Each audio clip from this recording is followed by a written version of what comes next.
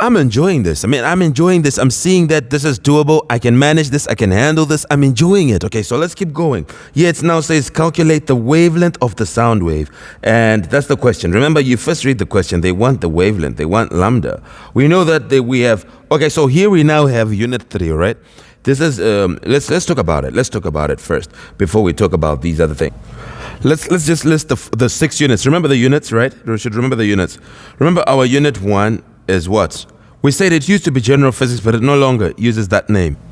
But it's now what? It's now motion. Remember, we said it's now motion, forces, and energy. Okay? We have motion, forces, and energy. Then for 2 is, let me thingy. 2 is going to be thermal physics. There's unit 2, thermal physics. Then unit 3 is what? Waves, right? When we go to unit 3, we'll say waves and wave properties, including light and sound. So the waves. And then unit 4 is electricity and magnetism. Okay, and then unit 5 is nuclear physics, radioactivity, and all these other things, where we talk about things that are happening from the nucleus. Then unit 6 is what?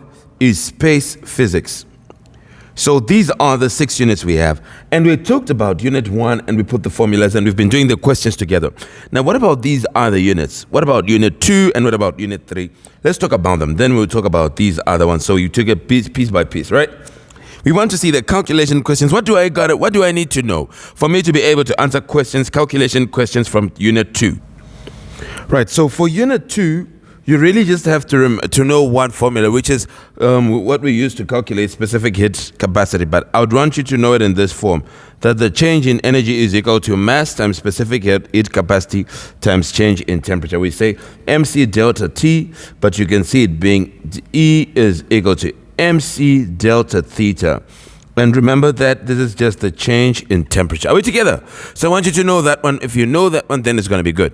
The amount of energy here is going to be the amount of energy needed. We'll talk about the specific heat capacity, which is also in energy. So this is going to be delta E would say the change, let's say the change in thermal energy or the change in heat.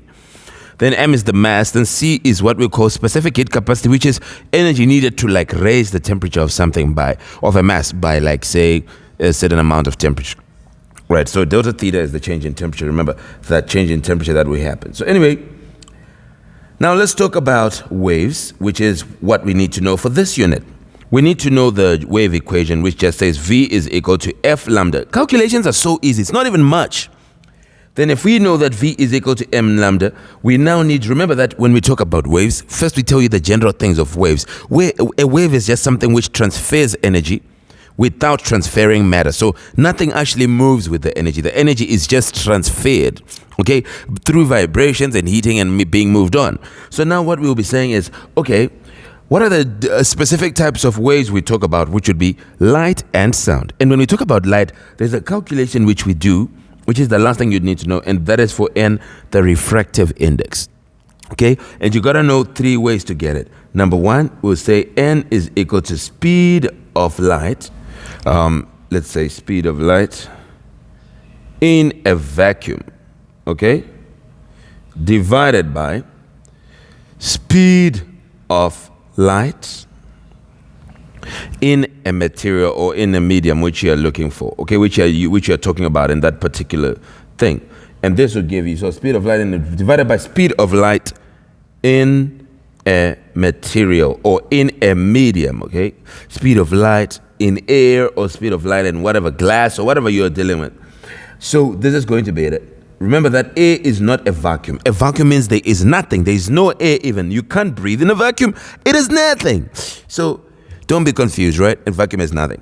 So this is how we're going to get speed of light in a vacuum. Vacuum goes on top, divided by speed of light in some medium or some material. Then there's going to be N is equal to sine of I over sine of R. You have to remember the sine I over R. So it's I over R. I comes before R in the alphabet. So, and I is, we call it the angle of incident. Then R, we call it the angle of refraction. So if you say sine I over sine R, you can get your N. Remember, this is sine I over sine R. It's not I over R. Please do not forget this. It's sine I over sine R. Okay? And this is what we call Snell's law. You don't need to know that it's called Snell's law. This is what we call Snell's law. But you don't need to remember that it's called Snell's law for an exam. Now, there's one more thing which I need you to know, and that is the relationship between n and what we call the critical angle. And this one would say that n is equal to 1 over sine c, which is the critical angle. This is the last one to remember. Now, let me just tell you what critical angle is. You don't need to know it, but it's just fine. Let's say that you have two materials, okay? Whatever it is, whether this is glass and this is air, on the other side, this is air, and this is a piece of glass. Now, let's say that light is coming. Remember, refraction is bending of light. So this n, which we are getting, this refractive index, is when light bends as it comes from one medium to another. It just doesn't pass and keep going like it was. Whenever it passes, it goes from one medium to another. It bends, so it will hit the boundary. Light will get to the boundary, then bend, either like this or the other way or whatever, but it will bend. It will not continue moving the way it was moving. So now we are saying, okay, let's say that I have my light coming in at a nice angle, okay? Angle of incidence. I don't want to waste time explaining too much things, right? But it'll be like angle with what we call the normal line. This will be R. So there's a special angle where if light comes, it is going to move along the boundary. It will bend so much that it will bend and move along the boundary. And this angle, this very special angle, version of I, very special angle of I that makes light move like that is called the critical angle. So when you have it, you just now use this. So can you see the four formulas for unit 3? Can you see them? V is F lambda, then N and N and N. Okay, speed of light in a vacuum over speed of light in whatever material. Then sine I over sine R. We said I is before R in the alphabet, so that's how you're going to remember it. Then the last one is N is 1 over sine C. Remember, there is sine. Don't leave the sign. It's not N is 1 over C. No. N is 1 over sine C. So anyway, let's go look at the calculation which we're doing. When we now get to unit 4, 5, and 6, we'll talk about them. Now let's talk calculate wavelength of the sound wave. So wavelength, we know that if I look at this, the other formula I have for wavelength is this. V is F over lambda. That's the only one I have. But do we have that? We look at the question here. Blah, blah, blah. Loudspeaker produces sound wave in air. Okay. Distance between the center of a compression and the center of a neighboring rarefaction is this. Okay, so let's talk about it. This is a longitudinal wave. So compression means things are together like this.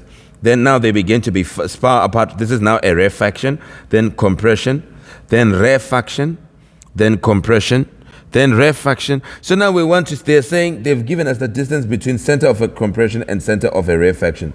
And they've said this distance is what? Is 0.10 meters, okay? This is the distance. Now the question is, what is this? Remember, if I put a wave like this, what is wavelength? Wavelength is going to be, one wavelength is going to be from peak to peak or trough to trough. So, or trough to trough. So it's here we have peak to peak. It has to be from the same point to the same point. But here, this is coming from compression to rarefaction. It should be compression to compression. So it should go back to another compression, which is another 0.10 now meters. And these two will now give me lambda. You see? So I can say lambda is equal to 2 by 0.10 meters, which will be 0.20 meters. This is going to be your wavelength, 0.20 meters, because it should be from the same to the same. You understand? Good. Now let's calculate here. Frequency of sound from the speaker. Frequency of sound from which speaker now? Let's have a look. Now let's look at what we have here. Loudspeaker, blah, blah, blah, produces wave, sound wave in air. The distance between the center of a compression and the center of a neighboring rarefaction is this. Okay, so now calculate the frequency. So let's talk about this. We know that the wave equation says V is equal to F lambda. They want the frequency, so we can say V over lambda will be equal to F, right? This is what we have now, right? All right, so now here we have, look at this. Calculate the frequency of the sound, because the question will be, now we want, what is the V? We know the velocity of light, and then we have the velocity of sound. So the velocity of light, we remember it's 3.0 times 10 to the power 8 meters per second. But here we have the velocity of sound. The velocity of sound in air is 330 meters per second. Right? Good. So here we are going to say for sound, it's slower, much slower. So for sound, we know that it's 330. So it's 330 meters per second. This is the speed of sound. Okay, which is actually, I can see that this is the question they had asked. The speed of sound in air, 330, so we would have said 330 meters per second. So here we would have said, okay, 330 meters per second over lambda, which we just got, 0.20 meters. This should give me F. Remember, keep F like that. Now we can spin it to say F will be equal to, now I'm going to punch in my calculator now. I would say, what is 330 divided by 0.20? I'm going to get 1,650 hertz, okay? Which, if I'm going to change to kilo, I remove 3 to change to kilo. So it is F is equal to 1.65. This is now kilohertz.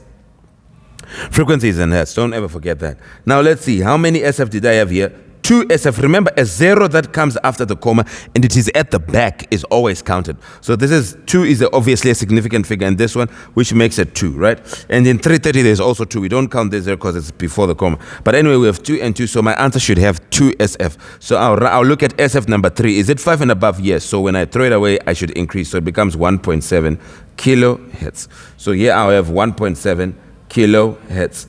This is going to be my frequency. And I am done. Okay, I'm done. Now, let's see if there's any other calculation question for this topic 3. If there isn't, now we're going to some electricity stuff here. I can see potential difference, whatever. So let's talk about it in the next video. Goodbye for now.